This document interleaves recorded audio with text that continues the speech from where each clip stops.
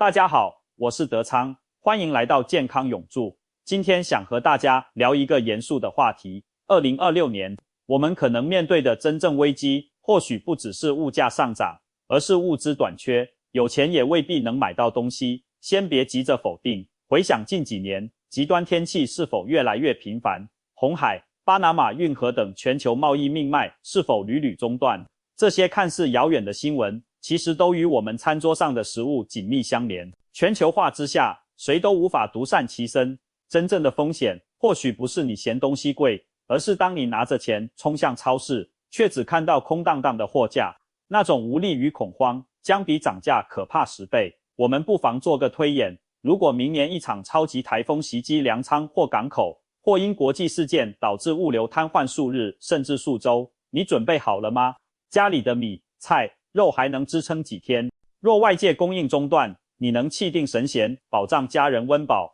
还是被迫加入抢购人流？这不是危言耸听。今天我不讲空话，只给大家一份实实在在的家庭保命物资清单，其中每样东西平时看似普通，关键时刻却可能比黄金更珍贵。这份清单就是为了在不确定的时代，为你与家人争取一份确定性。如果你不想在危机来临时后悔，现在就订阅健康永驻，跟着德昌，把这些生存知识牢牢掌握。可能有朋友会问，德昌，你为什么这么着急，非要大家现在就行动起来，开始准备，而不是等新闻报了，事情发生了再说呢？这里，我们必须认清一个非常现实的背景。气象专家们普遍预测，2026年很可能是本轮圣婴现象发展的最严重的一年。这意味着什么？意味着全球的气候会像一匹脱缰的野马，极端异常、高温、干旱、洪涝会轮番上阵。这对于泰国、越南这些咱们进口大米的产地，对于俄罗斯、乌克兰、美国这些世界粮仓来说，一旦遭遇持续的天灾，粮食大面积减产几乎是板上钉钉的事情。粮食一减产，这些国家的政府首先要保证的是什么？是自己老百姓的饭碗。所以限制甚至禁止粮食出口会是他们的第一反应。再看我们这边，虽然咱们自己也种水稻，但像做面包、面条用的小麦、榨油、做豆腐用的大豆，还有饲料用的玉米，其实大量依赖进口。国际供应链打个喷嚏，我们这里很快就可能感冒。这可不是危言耸听，是实实在在的传导链条。再来看看我们身边，看看我们每天都去的超市、卖场。现在的商业为了追求极致效率和利润，普遍采用的是零库存或者低库存模式。什么意思呢？就是超市的仓库里其实并没有堆满成山的货，他们完全依赖每天一次甚至多次的物流配送，像给人体输血一样，维持货架上的商品供应。这种模式在太平年月高效又省钱，但它有一个致命的弱点，异常脆弱。整个供应链就像一根绷紧的弦，只要任何一个环节出问题，比如配送中心被封，货车运力不足，或者仅仅是因为恐慌情绪蔓延，大家开始抢购，那么只需要半天，你没听错，可能只需要1个上午，整个超市的货架就会被扫荡一空。等你从电视上看到新闻，再反应过来要去买东西时，恐怕连根菜叶子都难捡到了。所以啊，咱们老祖宗传下来的那句老话，勤带雨伞，饱带干粮，在今天这个时代，不但没有过时，反而是我们2026年必须认真对待的生存智慧。现在开始慢慢准备，这叫有备无患，是智慧和远见。等事情发生了，警报拉响了，你再想着去囤货，那叫亡羊补牢，而且很可能你的牢已经补不上了，因为羊圈里早就空了。好了，铺垫了这么多，德昌不再说废话，直接上最硬的干货。到底哪些东西是我们必须从现在开始就有计划、有步骤的往家里搬的？我给大家精心筛选出了救命粮和保命药2大核心类别，挑选的标准非常简单，耐存放，能提供关键能量或作用，容易储存，而且关键时刻真能顶得上大用。首先，我们来说第一大类，也是最重要的核心口粮。在危机时期，把肚子填饱，永远是排在第一位的头等大事。第一种，毫无疑问是我们亚洲人的主食根基，真空包装的大米以及各种干制面食。很多朋友家里其实常备大米，但大多是散装的，或者就是普通塑料袋包装的。这种米开封后放上2-3个月，很容易受潮、长虫子甚至发霉。我建议大家专门去超市的粮油区，或者找信得过的粮油店，选购那种硬邦邦的，像砖头一样的真空包装米。这种米在包装时就把里面的空气抽干了，只要你不拆开包装，把它放在阴凉干燥的地方，放上1-2年，煮出来的饭香味和口感都不会有太大问题，完全可以接受。光有大米还不够，我们还得备一些耐储存的干面，比如干燥的挂面、拉面，还有像粉丝、米粉、冬粉这类，这些东西都是经过彻底脱水的，极其耐放，而且它们还有一个好处，万一遇到停气停电，煮起来比煮饭更快，也更省水、省燃料。至于数量，德昌建议至少要按照全家人1个月的消耗量来准备。举个例子，一家4口，一天吃1斤米，不算多吧？那你家里至少就应该常备30斤到50斤的真空包装米。听起来好像挺重，但找个角落堆起来，其实并不怎么占地方。可就是这堆米，能让你在最慌乱的时候，心里有最踏实的那份底。第二种，是平时我们可能觉得不太健康，但危机时刻绝对是救命神器的高热量罐头食品。为什么一定要囤罐头？因为我们必须考虑到最极端的情况，大面积、长时间的停电。你想一想，如果你家里冰箱塞满了昂贵的牛排、鲜鱼、大虾，一旦停电超过24小时，冰箱不制冷了，这些东西会怎样？很快就会解冻、变质、发臭，根本没法再吃。到时候，你看着一冰箱发臭的财富，只会欲哭无泪。而罐头食品，它的优势在此时就无可比拟了。第一，它完全不需要冰箱，常温下可以保存3年、5年甚至更久。第二，开盖即食，连加热都不用，当然加热了更好吃，省去了烹饪的麻烦和燃料的消耗。第三，也是最重要的一点，像红烧肉、午餐肉、豆豉鲮鱼、金枪鱼这些肉类罐头，里面含有丰富的油脂、蛋白质和盐分，在物资短缺、人容易焦虑和疲劳的时候，这些高热量、高脂肪的食物能最快速度地补充你的体力，维持身体所需的热量。这个时候就别去纠结什么防腐剂，那含量超标了，那是和平年代的养生话题。生存时期，热量就是生命，活下去才是硬道理。趁现在超市做活动，价格划算，多买一些各种口味的肉罐头、鱼罐头，还有玉米罐头、豆子罐头，存放在柜子里，关键时刻能派上大用场。第三种，是最容易被大家忽略，但战略地位绝对不能动摇的东西，盐和糖。很多人记得囤米囤面，却忘了这2样不起眼的小东西。大家一定要明白一个生理常识，人可以几天不吃肉，但如果长期缺乏盐分摄入，身体电解质就会失衡，导致全身乏力、恶心、头晕，甚至引发更严重的疾病。而糖是快速补充能量的急救员，万一因为饥饿或者紧张出现低血糖、眼前发黑、心慌手抖，一杯浓浓的糖水喝下去，可能就能把人从危险边缘拉回来。更重要的是，盐和糖不仅是调味品，它们还是最古老、最有效的天然防腐剂。如果真的到了物资极度匮乏，又没有电力的地步，你侥幸得到了一些新鲜的蔬菜或者肉类，怎么保存？就得依靠大量的盐或糖来腌制，做成咸菜、腊肉、蜜饯，这样才能延长它们的食用期。而且，盐和糖本身几乎没有保质期的概念，只要保存得当，不受潮，放多少年都不会坏。它们价格便宜，多买几包备着，几乎没有任何经济负担。在极端情况下，它们甚至可以当作硬通货，用来和邻居交换其他你需要的物资。第四种，是提供持续能量的关键，食用油。老话说得好，人是铁，饭是钢，肚子里没有油，心里就发慌。如果你每天只能吃清水煮面条、白米饭，肚子里一点油水都没有，你会饿得特别快，情绪也会变得烦躁易怒。因为油脂是所有食物中能量密度最高的，一点点油就能带来很强的饱腹感。而且从经济的角度看，一旦供应链出问题，或者发生通货膨胀，食用油这种基础的民生用品，往往是涨价最快、最猛的商品之一。所以，趁现在油价还算平稳，家里可以多备上2桶大容量的食用油，比如葵花籽油、大豆油或者菜籽油，把它放在家里阴凉、避光的地方。一般食用油的保质期在18个月左右，注意定期轮换，吃掉旧的，补充新的，它绝对是值得你囤积的战略物资。第5种是这份清单里没有争议的王者，生命之源，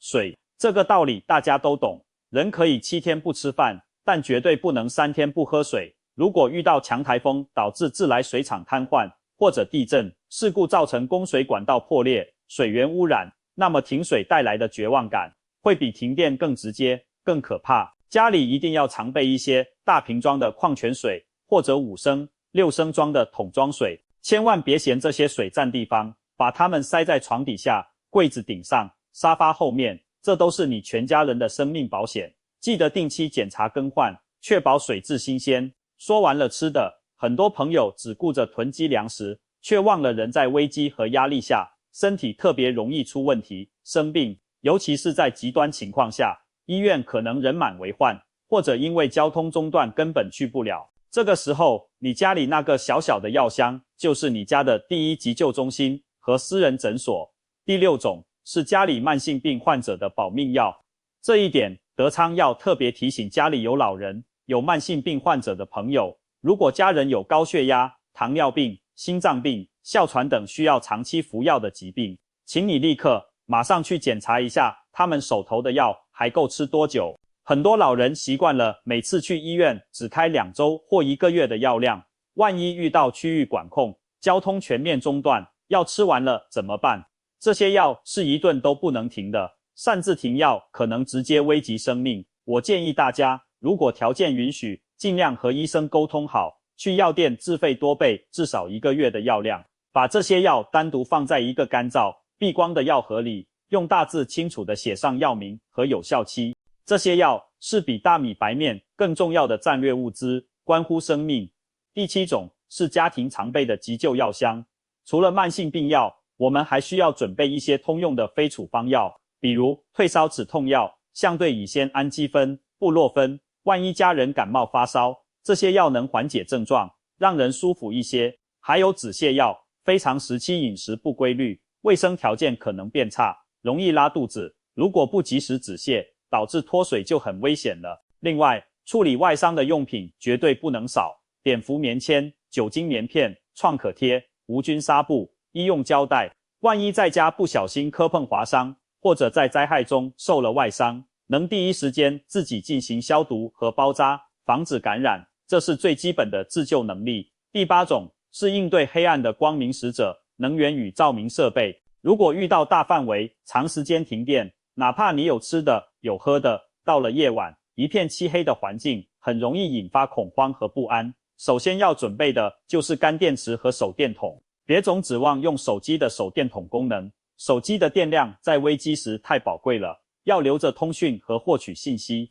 家里至少准备2个亮度可靠的干电池手电筒，以及足够数量的备用电池。其次是蜡烛和火柴、打火机，这是最原始但也最可靠的照明和火种来源。多买几包廉价的白色蜡烛，不占地方。打火机也多备几个，既能点蜡烛，万一需要生火加热食物也能用上。最后是充电宝，在现在这个社会，有时候断网比断粮还让人焦虑，家里一定要有2个充满电的大容量充电宝，确保手机能保持开机状态，能接收到外界的救援信息、政府通知，也能及时向家人报平安。第9种是特殊人群的专属物资，这部分特别容易被忽略，但一旦短缺，家里会瞬间鸡飞狗跳，乱成一团。如果家里有婴儿，奶粉和纸尿裤是绝对不能断供的。孩子饿了、不舒服了，可不会讲道理，只会用哭闹来表达。多囤几罐适合你家宝宝的奶粉，